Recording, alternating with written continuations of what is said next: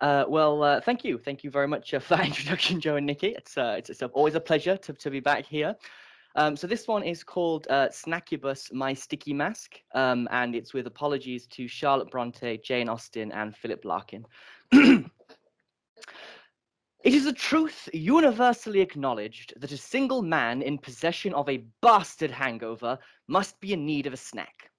The halogen lights of the 24-hour Asda scar my brain. I am minded to liken my voyage through this consumerist sanatorium to an odyssey betwixt oases and the Sahara. Both acts not driven by want, but by a perennial need deep within the recesses of the weary pilgrim.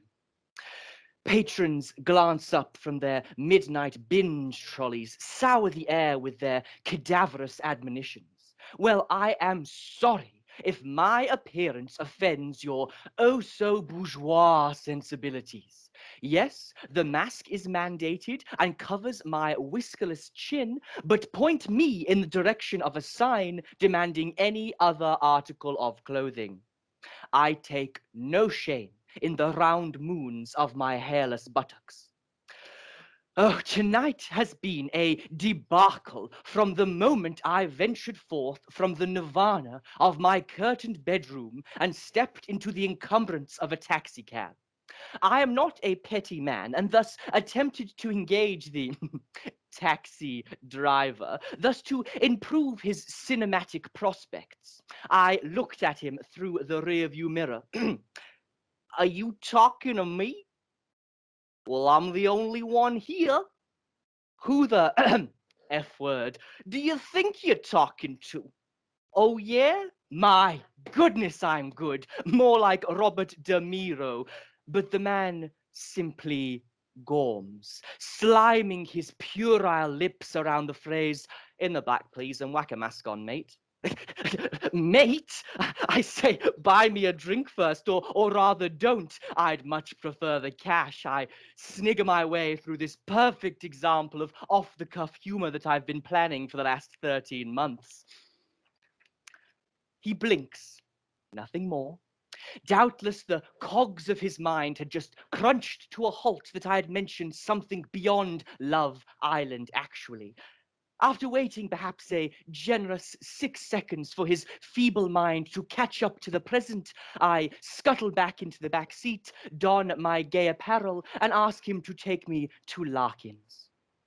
After being extorted from my hard-earned £4.38, I depart the corral of modern convenience and strode with clarity of purpose through the waiting crowds and towards the bar. I say, good sir, could you perhaps recommend me a fine beverage to begin this evening's licentiousness? Something to whet my whistle.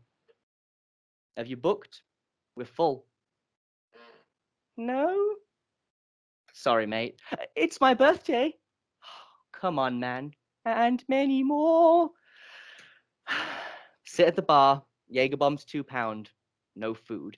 Jaeger bombs. I mean, I ask you. A combination of bull urine and the liquid they use to bind kitty litter. However, when in Rome and all that deplorable slang, I took it upon myself to suckle down a pair of these so-called drinks, and then another two, and then another, and then my chest began to hurt, and then I had another two.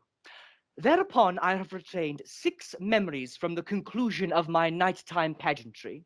I recall thus: a frieze of 2 men urinating in tandem, my nose pressed against the toilet seat, cloth face covering dripping with chunks of my wretched soul, using my silk shirt in order to clean the grime from the windows, the heat of a candle flame held to my left eyebrow, and the glare of a mountainous gentleman as he hefted me from the premises. I work all day and get half drunk at night. Waking at 4 to soundless dark, I stare. In time, the curtain edges will grow light. Till then, I see what's really there. A prick. I finished just as my unbuttoned trousers fall to gather around my ankles, and I was flung to my face in a mouthful of gravel and spilled liqueur. I left my trousers in the street, a trophy to the victory of the unenlightened. I am not certain whereupon I misplaced my undergarments. That, dear reader, is as much a mystery to me as it is to the cosmos. Which brings us to my current situation, arrayed before the snack aisle, attempting to protect my various extremities from the chill of the refrigerator. And yet, to my shame, I am left limply unsatisfied. For what is a Mars bar but a lie wrapped in plastic? What good does a Milky Way provide in a world so full of sin? How can a man possibly select a bag of M&Ms in all good conscience when he knows that there are birds above his head with no nest to call their home?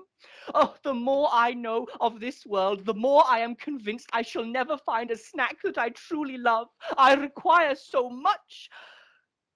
But it is at that point I am assailed by a scent, come to lift me from my feet and drag me towards the baked goods section, whereupon I encounter, of all things, a young man cooking pancakes for the morning's freshly baked crepes. We are all fools in love. I cannot approach a bounty so unshod. Indeed, I glance aside and catch sight of the tube of syrup, no doubt fated for the same pancake that I had set my heart upon. With no time for thought, I upend the bottle over my head and feel that liquid manna douse my flaming soul, a second skin to protect me from the cruel edges of this harsh world. The young man cooking the pancake chooses this moment to flee. I watch in abject bafflement as he races off, screaming for a Mr. Secure Ite, but I have no time for the proles. Instead, coated as I am, I slurp across the sneeze guard like a slug wrapped in primordial ooze.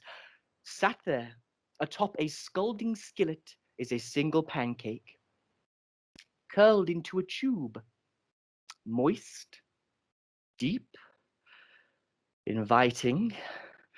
A sensation builds around my navel, a familiar one, as human as breathing. Behind me, I hear the sound of boots. A shop alarm is clamoring overhead, but it is too late. I've made my decision. No, say rather, my decision has made me. Reader, I ate the pancake. Why? What else did you think I was going to do with it? Thank you.